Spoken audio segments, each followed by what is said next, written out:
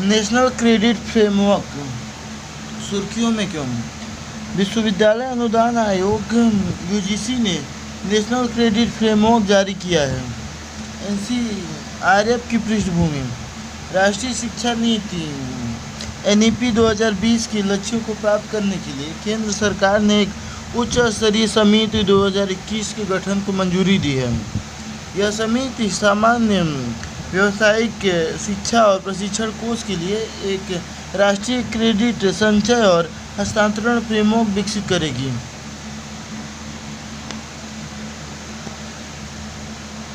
NCRF को एक उच्च स्तरीय समिति द्वारा संयुक्त रूप से विकसित किया गया है। इस समिति में यूजीसी, अखिल भारतीय तकनीकी शिक्षा परिषद, एआईसीटीई, राष्ट्रीय व्यावसायिक शिक्षा और प्रशिक्षण परिषद, एनसीबीटी, एनसीईआरटी, शिक्षा मंत्रालय, कौशल विकास और उद्यमिता मंत्रालय, सीबीएसई आदि के सदस्य शामिल थे।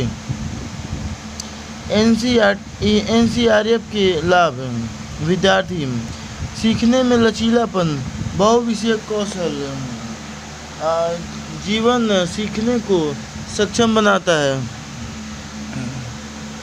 विकास का समग्र व्यक्तित्व का समग्र विकास, सरकार छात्रों के नामांकन में वृद्धि, अधिक कुशल दक्ष कार्यबल, दुनिया भर में निवेश को आकर्षित करता है।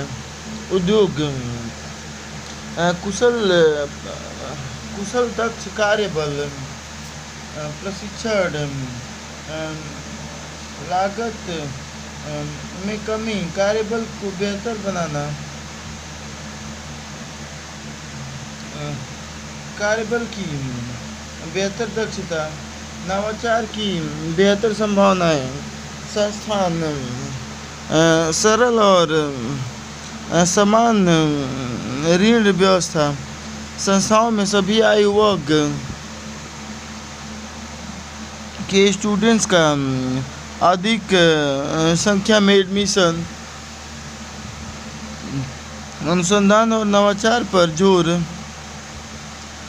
नेशनल क्रेडिट फ्रेमवर्क एनसीआरएफ के बारे में, यह स्कूली शिक्षा, उच्चतर शिक्षा तथा व्यावसायिक और कौशल शिक्षा के माध्यम से अर्जित क्रेडिट्स को मूल रूप से एकीकृत करने के लिए एक समावेशी एकल मेटा फ्रेमवर्क है।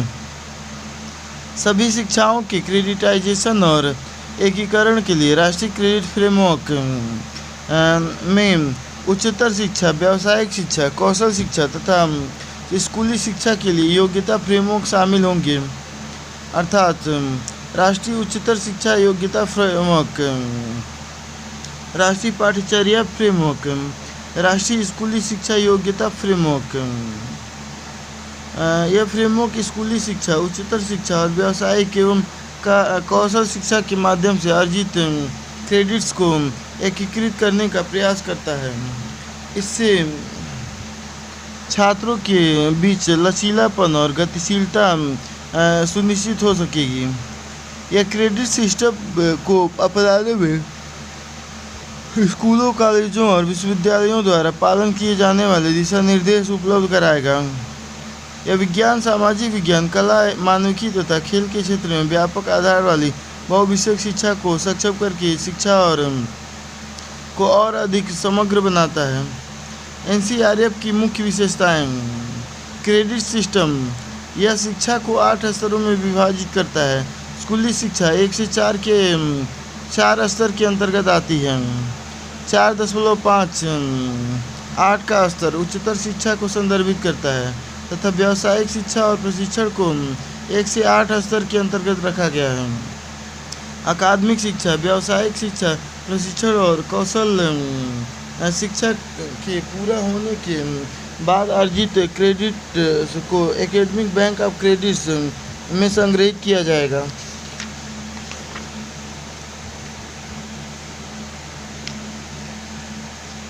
क्रेडिट अर्जित करने के अलग अलग साधन: एक छात्र 3 अलग अलग माध्यमों से क्रेडिट अर्जित कर सकता है।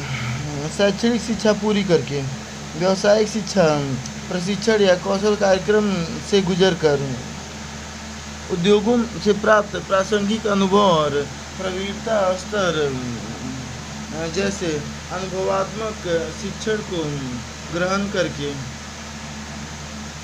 अर्जित क्रेडिट्स का एकीकरण। इसका उद्देश्य NHEQF, NSQF और NSCQF को शामिल करके स्कूलों, कॉलेजों, व्यावसायिक तथा कौशल शिक्षा के माध्यम से अर्जित क्रेडिट्स को एकीकृत करना है। मल्टीपल एंट्री मल्टीपल एग्जिट विकल्प, यह एक से अधिक बार प्रवेश करने और बाहर निकलने के विकल्पों के माध्यम से आजीवन सीखने को सक्षम बनाता है। ऐसा इसलिए क्योंकि क्रेडिट ट्रांसफर तंत्र एक छात्र को अपने कैरियर के दौरान किसी भी समय शैक्षिक पारितंत्र में प्रवेश करने, बाहर निकलने और फिर से प्रवेश करने में सक्षम बनाता है। अनुमानित सीखने के घंटे की अवधारणा, यह उस समय को संदर्भित करती है जब एक औसत छात्र को सभी कक्षाओं में भाग लेने, परीक्षणों के लिए उपस्थित होने और असाइनमेंट जमा करने की आवश्यकता होती है। स्कूल, कॉलेज, व्यावसायिक और कौशल शिक्षा के लिए कुल सांकेतिक शिक्षण घंटे 1200 घंटे प्रति वर्ष निर्धारित किए गए हैं। उच्चतर शिक्षा संस्थानों की मान्यता, सुर्खियों में क्यों? शिक्षा मंत्रालय ने भारत की उच्चतर शिक्षा संस्थानों की मान्यता प्रणाली में सुधारों पर गठित राधाकृष्णन समिति की रिपोर्ट को स्वीकार कर लिया है। अन्य संबंधित तथ्य, इस समिति को सौंपे गए कार्यों में निम्नलिखित शामिल थे: मूल्यांकन और मान्यता प्रक्रियाओं को मजबूत करना तथा राष्ट्रीय शिक्षा नीति 2020 में भविष्य हेतु सोची गई राष्ट्रीय प्रत्यायन परिषद NSE के लिए एक रोड मैप तैयार करना। समिति ने यह भी सुझाव दिया कि शैक्षिक प्रणाली को दिसंबर 2023 तक प्रस्तावित मान्यता प्रणाली को अपना लेना चाहिए, भले ही राष्ट्रीय प्रत्यायन परिषद का गठन बाद में किया जाए। NSE भारत के उच्चतर शिक्षा आयोग HECI के 4 कार्यक्षेत्रों में से एक है। NSE सबसे उच्च स्तर का मान्यता प्रदाता निकाय होगा। निकाय के पास मान्यता प्रदान करने वाले संस्थानों की एक स्वतंत्र इकोसिस्टम की देखरेख और पर्यवेक्षण की जिम्मेदारी होगी। भारत के उच्चतर शिक्षा संस्थानों की मान्यता के बारे में, मान्यता शिक्षा की गुणवत्ता के मूल्यांकन हेतु उपयोग की जाने वाली एक प्रक्रिया है। स्कूलों की मान्यता, भारत में स्कूलों के नियमित मूल्यांकन को लेकर सरकार की ओर से कोई आदेश जारी नहीं किया गया है। NEP 2020 प्री स्कूल शिक्षा सहित शिक्षा की सभी चरणों के लिए एक प्रभावी गुणवत्तापूर्ण स्व विनियमन या मान्यता प्रणाली की कल्पना करती है। राज्य शैक्षिक अनुसंधान और प्रशिक्षण परिषद द्वारा एक अलग स्कूल गुणवत्ता मूल्यांकन और आधिकारिक मान्यता ढांचा विकसित करने की भी सिफारिश करती है। शिक्षा और प्रशिक्षण के लिए राष्ट्रीय प्रत्यायन बोर्ड गुणवत्तापूर्ण स्कूल प्रशासन के लिए प्रत्यायन मानक नामक एक मान्यता कार्यक्रम की पेशकश कर रहा है। NABET भारतीय गुणवत्ता परिषद का एक घटक बोर्ड है। इस मानकों में 3 बुनियादी खंड शामिल हैं: स्कूली प्रशासन, शैक्षिक और समर्थन प्रक्रियाएं, प्रदर्शन का मापन और सुधार। विश्वविद्यालय अनुदान आयोग UGC अधिनियम 1956 के प्रावधानों के तहत उच्चतर शिक्षा संस्थानों को मान्यता प्रदान करता है।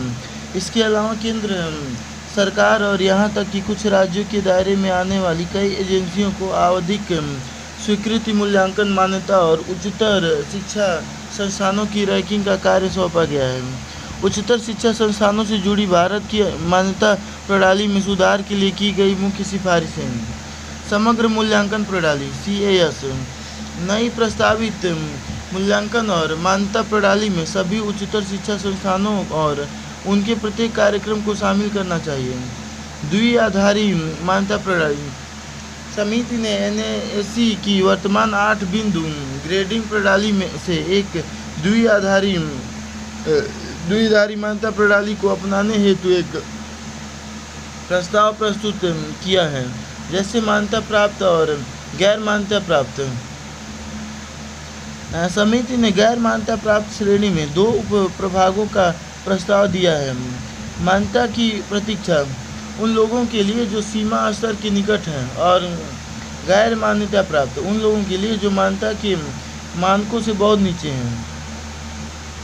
मैच्योरिटी आधारित श्रेणीबद्ध मान्यता प्राप्त संस्थानों को उनकी गुणवत्ता में सुधार करने और खुद को वैश्विक शीर्ष संस्थानों के बीच स्थापित करने के लिए प्रोत्साहित करना। भारत में प्रत्यायन से संबंधित प्रमुख संस्थान प्रणालियाँ: राष्ट्रीय मूल्यांकन और प्रत्यायन परिषद NAAC, इसे 1994 में गठित किया गया था। इसका गठन स्वयंसेवी संस्थानों को उनके प्रदर्शन के आकलन की सुविधा प्रदान करने के लिए किया गया था। इसके द्वारा दिया गया प्रत्यायन अर्थात मान्यता 5 साल के लिए वैध होता है।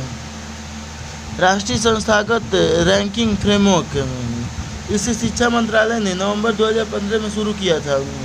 2018 से सभी सरकारी शिक्षण संस्थानों के लिए NRF में भाग लेना अनिवार्य कर दिया गया है। अखिल भारतीय तकनीकी शिक्षा परिषद AICTE को 1945 में एक सलाहकार निकाय के रूप में गठित किया गया था। हालांकि 1987 में इसे संसद के एक अधिनियम द्वारा सांविधिक दर्जा प्रदान कर दिया गया था। यह नए तकनीकी संस्थानों को शुरू करने, नए पाठ्यक्रम को आरंभ करने और तकनीकी संस्थानों के प्रवेश ढांचे में बदलाव के लिए अनुमोदन प्रदान करता है। राष्ट्रीय प्रत्यायन बोर्ड, इसे आरंभ में 1994 में AICTE ने गठित किया था। हालांकि 2013 में इसे AICTE से पूरी तरह से स्वतंत्र कर एक स्वायत्त संस्था के रूप में तब्दील कर दिया गया। यह तकनीकी पेशेवर संस्थानों द्वारा पेश किए जाने वाले कार्यक्रमों को प्रत्यायन प्रदान करता है। अन्य महत्वपूर्ण सुर्खियाँ: उच्चतर शिक्षण संस्थानों की इंडिया रैंकिंग 2023। केंद्रीय शिक्षा मंत्रालय ने देश में उच्च शिक्षण संस्थानों की इंडिया रैंकिंग का 8वां संस्करण जारी किया है। यह ranking national institution ranking framework NIRF पर आधारित है। NIRF में मापदंडों की निम्नलिखित 5 व्यापक श्रेणियां हैं: शिक्षण, अधिगम और संसाधन,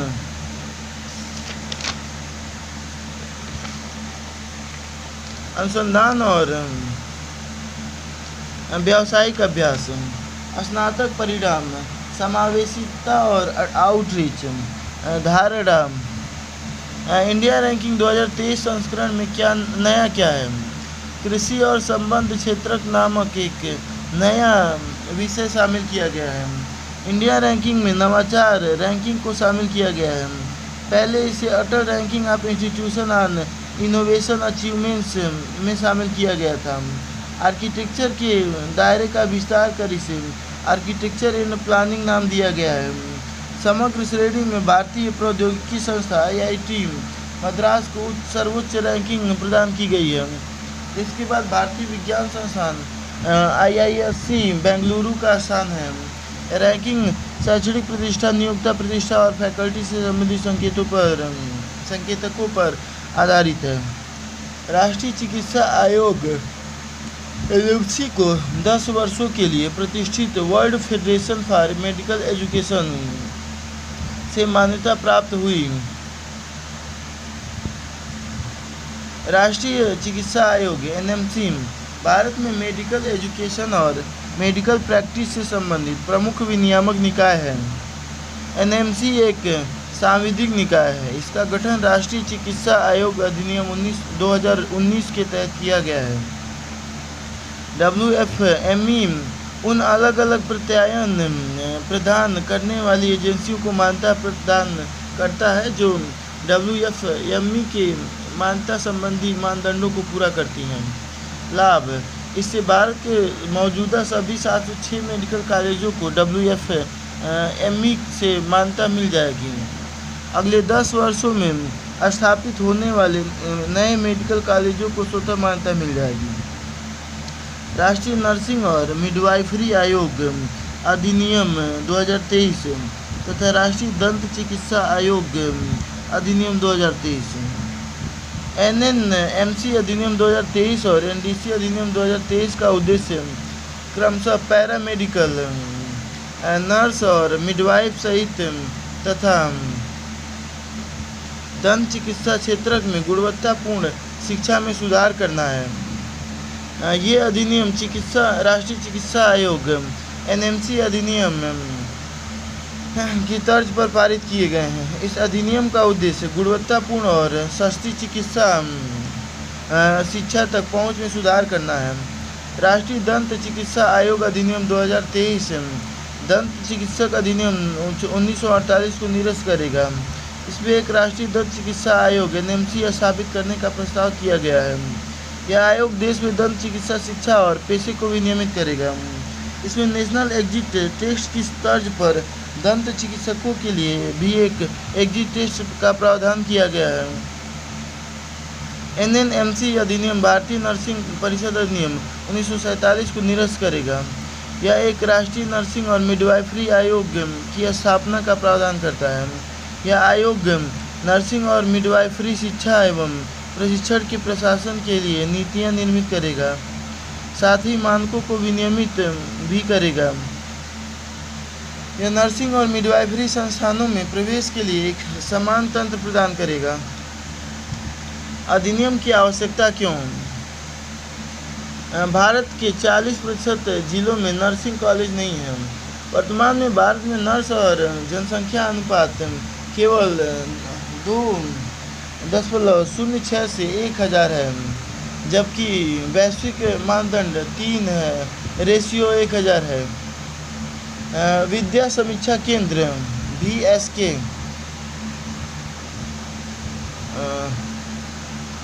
शिक्षा मंत्रालय ने राज्यों में राष्ट्रीय डिजिटल शिक्षा आर्किटेक्चर NDR के तहत विद्या समीक्षा केंद्र यानी VSK खोलने को कहा है। विद्या शिक्षा केंद्र का उद्देश्य सीखने के परिणामों को बेहतर बनाने के लिए डेटा और प्रौद्योगिकी का लाभ उठाना है। यह एक डेटा रिपोजिटरी के रूप में कार्य करेगा। इसमें MOE द्वारा संचालित सभी योजनाओं को डेटा संग्रहित होगा। वर्तमान में एक विद्या समीक्षा केंद्र राष्ट्रीय शैक्षिक अनुसंधान और प्रशिक्षण केंद्र परिषद NCERT परिसर में केंद्रीय शैक्षिक प्रौद्योगिकी संस्थान के भवन में स्थित है। नेशनल डिजिटल एजुकेशन आर्किटेक्चर के सिद्धांत ओपन एक्सेस से जुड़ी समस्या का समाधान, समेकन की समरूपता, निवेश का लाभ उठाना, परिवेश से संचालित, निजता सुरक्षा और पब्लिक ट्रस्ट को ध्यान में रखकर उसे डिजाइन किया जाना चाहिए। अलग अलग और साथ ही संयुक्त करने योग्य ऐसा डिजाइन जो विकल्प की व्यवस्था करे, संघीय लेकिन इंटरऑपरेबल, समय के साथ बदलाव में सक्षम, विविधता समावेशन और विशेष आवश्यकताओं को ध्यान में रखना। विद्या शिक्षा केंद्र के उद्देश्य समग्र शिक्षा के दायरे में अलग अलग परियोजनाओं गतिविधियों की रियल टाइम निगरानी करना, राष्ट्रीय उपलब्धि सर्वेक्षण से सीखने के परिणाम, ड्रॉप आउट डेटा आदि सहित नामांकित छात्रों पर निगरानी रखना, स्कूल पारितंत्र के हितधारकों के लिए शिकायत निवारण तंत्र हेतु केंद्रीकृत हेल्प डेस्क की सहायता करना, राज्य स्तर पर फील्ड स्तरीय शैक्षणिक और गैर शैक्षणिक गतिविधियों की निगरानी करना व उन्हें ट्रैक करना, साथ ही फील्ड में प्रशासकों और शिक्षकों को डेटा आधारित निर्णय लेने के लिए सशक्त बनाना। NDR का सृजन इलेक्ट्रॉनिक्स और सूचना प्रौद्योगिकी मंत्रालय के सहयोग से MOE के तत्वाधान में किया गया है। राष्ट्रीय पाठ्यक्रम और शिक्षण अधिगम सामग्री समिति, राष्ट्रीय शैक्षिक अनुसंधान और प्रशिक्षण परिषद NCERT ने NSTC का गठन किया है। इसे कक्षा 3 से लेकर 12वीं तक के छात्रों के लिए पाठ्यक्रम और शैक्षिक सामग्री को आकार देने हेतु गठित किया गया है। इसके 19 सदस्य हैं।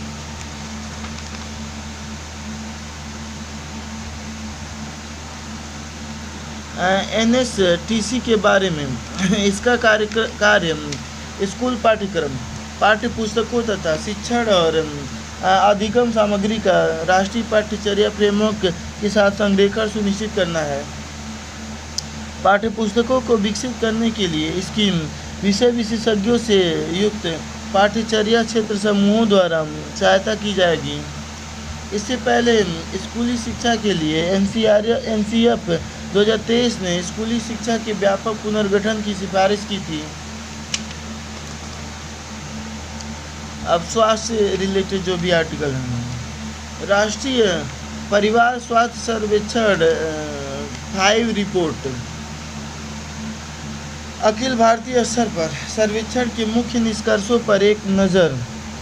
संकेतक: कुल प्रजनन दर प्रति महिला बच्चों की औसत संख्या प्रति महिला लगभग 2.1 बच्चों के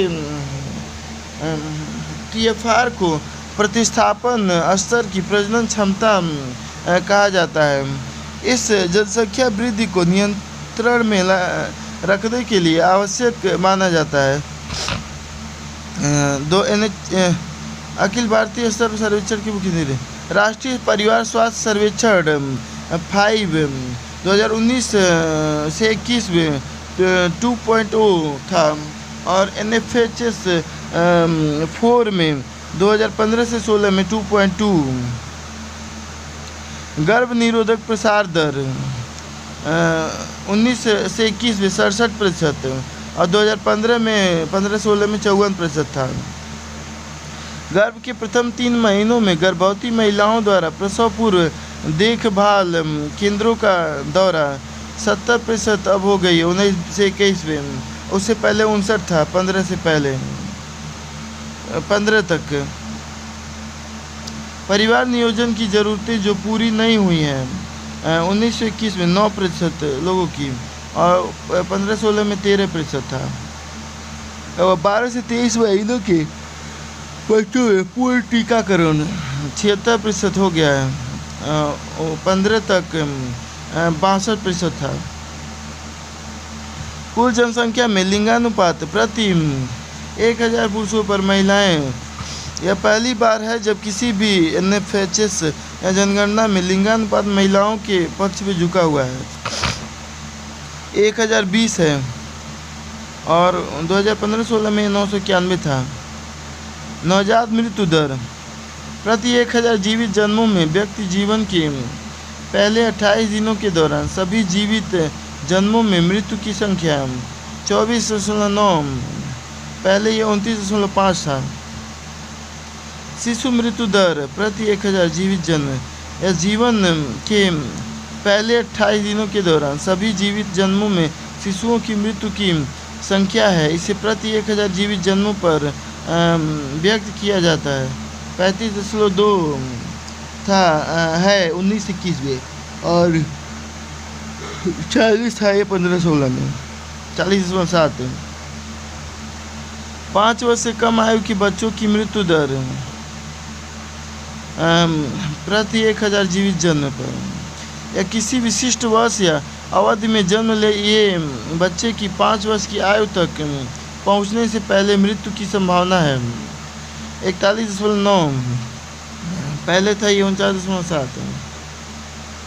15 से 49 वर्ष की महिलाओं में एनीमिया NFHS 5 2019 से 57.7% और ये पहले था 53.1%।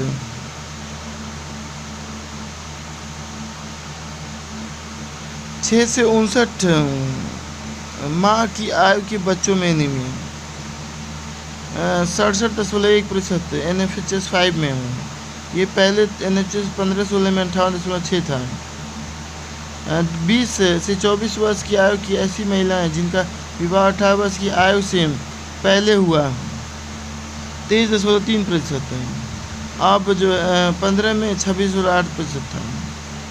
25 से 29 वर्ष की आयु के ऐसे पुरुष जिनका विवाह 21 वर्ष की आयु से पहले हुआ 17.7% है NFHS 5 2019 से 21 में और NFHS 4 2015-16 में 20.3%। संस्थागत प्रसव NFHS 5 2019 से 21 में 88.6% था। NFHS 4 2015-16 में 78.9%।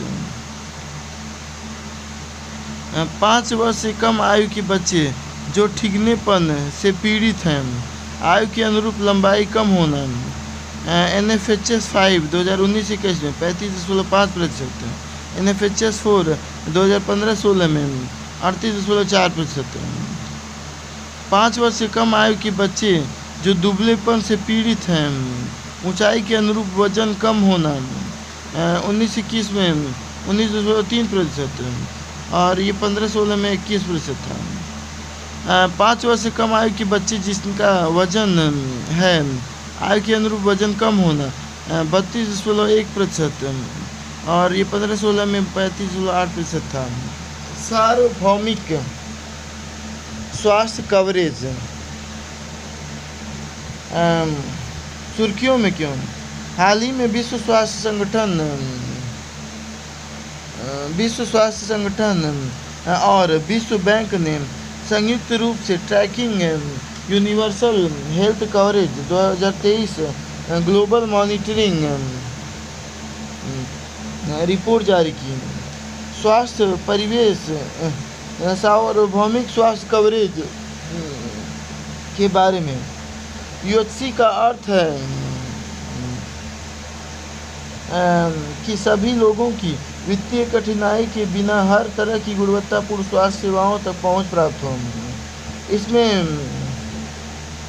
स्वास्थ्य को बढ़ावा देने से लेकर रोगों की रोकथाम, उपचार, रिकवरी तथा इलाज से पहले सामान्य देखभाल तक आवश्यक स्वास्थ्य सेवाओं के सभी घटक शामिल हैं। UHC के मुख्य आयाम स्वास्थ्य सेवाओं तक पहुँच, वित्तीय जोखिम से सुरक्षा, सेवाओं की गुणवत्ता आदि। सार्वभौमिक स्वास्थ्य कवरेज प्राप्त करने के लिए की गई पहले आयुष्मान भारत योजना। इसका उद्देश्य प्राथमिक, द्वितीयक और तृतीयक स्तर पर स्वास्थ्य संबंधी मुद्दों का पूरा समाधान करने के लिए उपाय करना है। आयुष्मान भारत डिजिटल मिशन या टेलीमेडिसिन जैसी प्रौद्योगिकियों के उपयोग को बढ़ावा देकर और स्वास्थ्य सेवाओं की राष्ट्रीय पोर्टेबिलिटी को सक्षम करके गुणवत्तापूर्ण स्वास्थ्य देखभाल तक समान पहुंच में सुधार करेगा। राष्ट्रीय स्वास्थ्य नीति 2017, इसका उद्देश्य सार्वभौमिक स्वास्थ्य कवरेज प्राप्त करना और कम कीमत पर सभी को गुणवत्तापूर्ण स्वास्थ्य देखभाल सेवाएं प्रदान करना है। सघन मिशन इंद्रधनुष, इसमें राष्ट्रीय टीकाकरण कार्यक्रम के तहत टीके से वंचित रह गए 0 से 5 वर्ष की आयु के बच्चों और गर्भवती महिलाओं तक पहुंच बढ़ाने पर ध्यान दिया गया है। आंगनबाड़ी सुर्खियों में क्यों? महिला एवं बाल विकास मंत्रालय ने दिव्यांग बच्चों पर नज़र रखने और उनकी मदद करने के लिए दिव्यांग बच्चों के लिए आंगनबाड़ी प्रोटोकॉल शुरू किया है। अन्य संबंधित तथ्य, यह प्रोटोकॉल पोषण अभियान के तहत दिव्यांगजनों की समावेशी देखभाल के लिए बनाया गया एक सामाजिक मॉडल है। इस मॉडल को निम्नलिखित 3 चरण वाले तरीके से लागू किया जा रहा है। दिव्यांगता के आरंभिक लक्षणों की पहचान के लिए स्क्रीनिंग, दिव्यांगों को सामुदायिक आयोजनों में शामिल करना और उनके परिवारों को सशक्त बनाना। आशा, एएनएम, ऑक्सिलियरी नर्स, मिडवाइफ और राष्ट्रीय बाल स्वास्थ्य कार्यक्रम की टीम के माध्यम से रेफरल सहायता प्रदान करना। यह प्रोटोकॉल बुनियादी चरण के लिए राष्ट्रीय पाठ्यचर्या की रूपरेखा 2022 के अनुरूप है। आंगनवाड़ी के बारे में प्रमुख विशेषताएं। आंगनवाड़ी प्रणाली आंगनवाड़ी सेवा योजना के तहत शुरू की गई थी। यह प्रणाली समेकित बाल विकास सेवा योजना का एक महत्वपूर्ण घटक है। ज्ञातव्य है कि आंगनवाड़ी सेवा योजना को अब सक्षम आंगनवाड़ी और पोषण 2.0 नाम दिया गया है। आंगनवाड़ी सेवा योजना महिला और बाल विकास मंत्रालय के अंतर्गत एक केंद्र प्रायोजित योजना है। आंगनवाड़ी सेवा योजना के निम्नलिखित उद्देश्य हैं: बच्चों 0 से 6 वर्ष, गर्भवती महिलाओं और स्तनपान कराने वाली माताओं की पोषण तथा स्वास्थ्य संबंधी स्थिति में सुधार करना और मृत्यु दर, बीमारी, रोगों और कुपोषण की व्यापकता को कम करना। समेकित बाल विकास सेवा योजना। यह 0 से 6 वर्ष के बच्चों और गर्भवती तथा स्तनपान कराने वाली माताओं पर केंद्रित योजना है।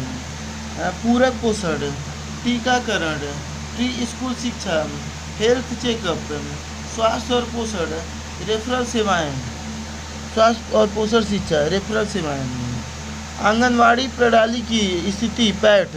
इस प्रणाली में शामिल आंगनवाड़ी केंद्र, आंगनवाड़ी कार्यकर्ता एवं आंगनवाड़ी सहायिकाएं प्रतिदिन 8 करोड़ से अधिक बच्चों के जीवन में सकारात्मक बदलाव लाने में संलग्न है। यह प्रणाली बाल्यावस्था की देखभाल में एक वैश्विक रोल मॉडल के रूप में अपनी भूमिका निभा रही है। डिजिटल समावेशन। आंगनवाड़ी केंद्रों को डिजिटल रूप से मजबूत किया गया है। इसमें पोषण ट्रैकिंग सिस्टम के लिए स्मार्टफोन और निगरानी के लिए उपकरणों का उपयोग किया जा रहा है। आंगनवाड़ी कार्यकर्ताओं द्वारा कुशल सेवा वितरण और उनके कार्यों के बेहतर प्रदर्शन के लिए पोषण ट्रैकर का सहयोग लिया जा रहा है। इस मोबाइल आधारित एप्लीकेशन का उपयोग बच्चों में ठीकरे पद, दुबले पद और कम वजन की व्यापकता की पहचान करने के लिए किया जा रहा है। साथ ही इसका उपयोग पोषण सेवा वितरण की लास्ट माइल ट्रैकिंग के लिए भी किया जा रहा है। पारिश्रमिक। आंगनवाड़ी कार्यकर्ताओं और आंगनवाड़ी सहायिकाओं को सरकार द्वारा प्रति माह निर्धारित मानदेय का भुगतान किया जाता है। इसे सरकार समय समय पर निर्धारित करती है। केंद्र सरकार ने आंगनवाड़ी कार्यकर्ताओं का मानदेय बढ़ाकर 4500 रुपये प्रति माह कर दिया है। सक्षम आंगनवाड़ी। यह आंगनवाड़ी केंद्रों के सुधार के लिए किया गया एक टारगेटेड हस्तक्षेप है। इसके तहत आंगनवाड़ी केंद्रों की समग्र दक्षता और प्रभावशीलता बढ़ाने के लिए उन्हें देश भर में मजबूत व अपग्रेड किया जाएगा। साथ ही उनका कायाकल्प भी किया जाएगा। आंगनवाड़ियों के लिए निर्धारित लक्ष्यों के अलावा सक्षम आंगनवाड़ी के तहत निम्नलिखित पर भी ध्यान केंद्रित किया जाएगा। आकांक्षी जिलों और पूर्वोत्तर क्षेत्रों में किशोरियों 14 से 18 वर्ष, प्रारंभिक बाल्यावस्था की देखभाल और शिक्षा 3 से 6 वर्ष तथा प्रारंभिक प्रोत्साहन प्रेरणा 0 से 3 वर्ष। इसके तहत आवश्यक अपग्रेडेशन के लिए 2 लाख आंगनवाड़ी केंद्रों प्रत्येक वर्ष 40,000 को मजबूत किया जाएगा। निम्नलिखित गतिविधियों का संचालन करेगा। Smart learning aid, audio and video tools, water purifier और रेन वाटर हार्वेस्टर जैसे उपकरण। आंगनवाड़ी कार्यकर्ताओं को पोषण अभियान के तहत ICDS CAS का उपयोग करने के लिए प्रति माह 500 रुपये का प्रदर्शन आधारित प्रोत्साहन भी दिया जाता है। ICDS CAS अग्रिम पंक्ति के कार्यकर्ताओं को डेटा एकत्र करने की सुविधा प्रदान करता है। यह एक 6 स्तरीय डैशबोर्ड है जो रजिस्टर की जगह स्मार्टफोन के उपयोग को सक्षम बनाता है। इसके अलावा अधिकांश राज्य केंद्र शासित प्रदेश अपने संसाधनों से इन कार्यकर्ताओं को अतिरिक्त मानदेय का भुगतान कर रहे हैं। बीमा कवरेज। आंगनवाड़ी कार्यकर्ताओं और आंगनवाड़ी सहायिकाओं को निम्नलिखित योजनाओं के तहत कवर किया गया है। प्रधानमंत्री जीवन ज्योति बीमा योजना, प्रधानमंत्री सुरक्षा बीमा योजना तथा आंगनवाड़ी कर्त्री बीमा योजना। अन्य लाभ सवैतनिक अवकाश, पदोन्नति में आरक्षण, वर्दी और अनुकरणीय सेवाएं प्रदान करने के लिए अन्य प्रोत्साहन एवं पुरस्कार भी प्रदान किए जाते हैं। राष्ट्रीय पोषण मिशन या पोषण अभियान के बारे में, इसे 2017 में मंत्रालयों के पोषण संबंधी हस्तक्षेपों की निगरानी, पर्यवेक्षण, लक्ष्य तय करने और मार्गदर्शन करने के लिए शुरू किया गया था। पोषण अभियान का उद्देश्य भारत के सबसे अधिक कुपोषण की व्यापकता वाले चिन्हित जिलों में ठिगनेपन को कम करना है। यह कार्य आंगनवाड़ी की प्रमुख सेवाओं के उपयोग में सुधार करके संपन्न किया जाएगा। इसका उद्देश्य बच्चों, माताओं और गर्भवती महिलाओं के लिए समग्र विकास एवं पर्याप्त पोषण सुनिश्चित करना है। पोषण अभियान की विशेषताएं, सामाजिक लेखा परीक्षा और जन आंदोलन के जरिए लोगों को शामिल करना, कुपोषण की समाप्ति से संबंधित अलग अलग योजनाओं को चिन्हित करना, एक मजबूत एकीकरण तंत्र की शुरुआत करना, आईसीटी आधारित रियल टाइम मॉनिटरिंग सिस्टम, लक्ष्यों को पूरा करने के लिए राज्यों केंद्र शासित प्रदेशों को प्रोत्साहन, आईटी आधारित उपकरणों का उपयोग करने के लिए आंगनवाड़ी कार्यकर्ताओं को प्रोत्साहित करना और AWWs द्वारा उपयोग किए जाने वाले रजिस्टरों को समाप्त करना। AWCs आंगनवाड़ी केंद्रों में बच्चों की लंबाई मापने की शुरुआत, आईसीटी आधारित रियल टाइम मॉनिटरिंग सिस्टम, पोषण संसाधनों केंद्रों की स्थापना, जमीनी स्तर पर सामुदायिक स्वास्थ्य कार्यकर्ता विशिष्टता, आंगनवाड़ी कार्यकर्ता, सहायक नर्स या मिडवाइफ जिसको ANM बोलते हैं, आशा मान्यता प्राप्त सामाजिक स्वास्थ्य कार्यकर्ता, आशा एक्रीडिट सोशल हेल्थ एक्टिविटीज, आशा योजना महिला एवं बाल विकास मंत्रालय के तहत ICDS, राष्ट्रीय ग्रामीण शहरी स्वास्थ्य मिशन, स्वास्थ्य और परिवार कल्याण मंत्रालय, कार्यस्थल आंगनवाड़ी केंद्र, स्वास्थ्य उपकेंद्र और अतिरिक्त रूप से गांव का दौरा करना ग्राम स्तर पर। प्रमुख भूमिकाएं आंगनवाड़ी केंद्र में लाभार्थियों को प्रारंभिक बाल्यावस्था की देखभाल और विकास प्रदान करना, प्रोत्साहन केंद्र द्वारा तय किया गया मानदेय और प्रदर्शन से जुड़ा प्रोत्साहन, उपकेंद्र स्वास्थ्य उपकेंद्र के अतिरिक्त रूप